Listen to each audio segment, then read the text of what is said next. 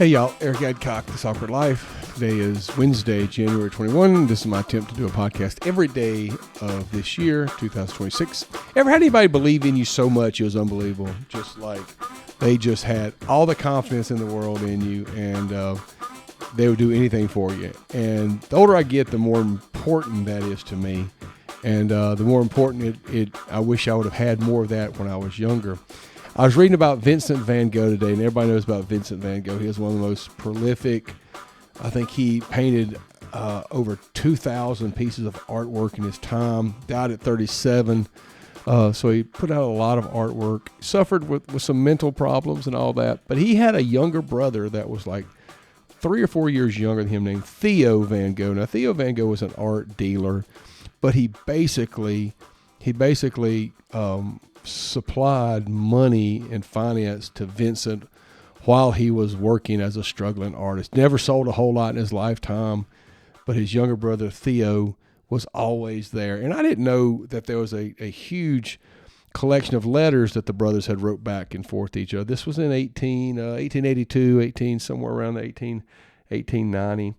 But they had a great correspondence together, and I'll try to put a link to some of that in the episode details and stuff like that.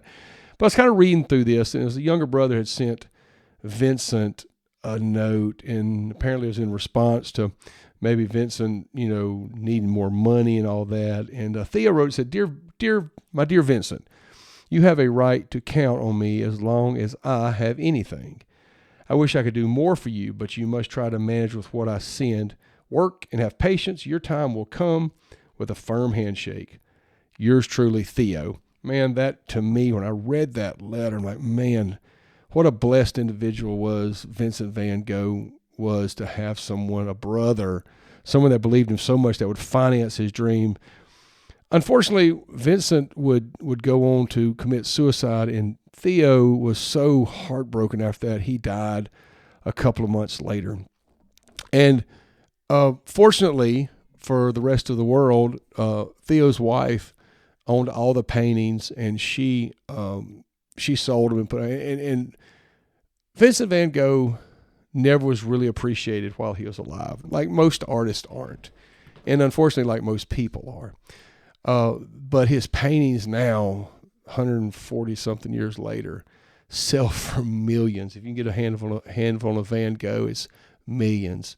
So how was it that a man that was overlooked and didn't do much selling of his artwork during his lifetime was able to keep going and produce? Do you know how hard it is to produce 2,000 pieces of artwork? That's amazing. That's hard to do. But to have somebody, the reason why Vincent van Gogh was able to do what he did is because he had somebody in his corner. Not so much, backing him financially, obviously, but backing him with words of encouragement and things like that. What a blessed individual was Vincent van Gogh to have a brother, a younger brother, taking care of his older brother, but believed in him and took care of him.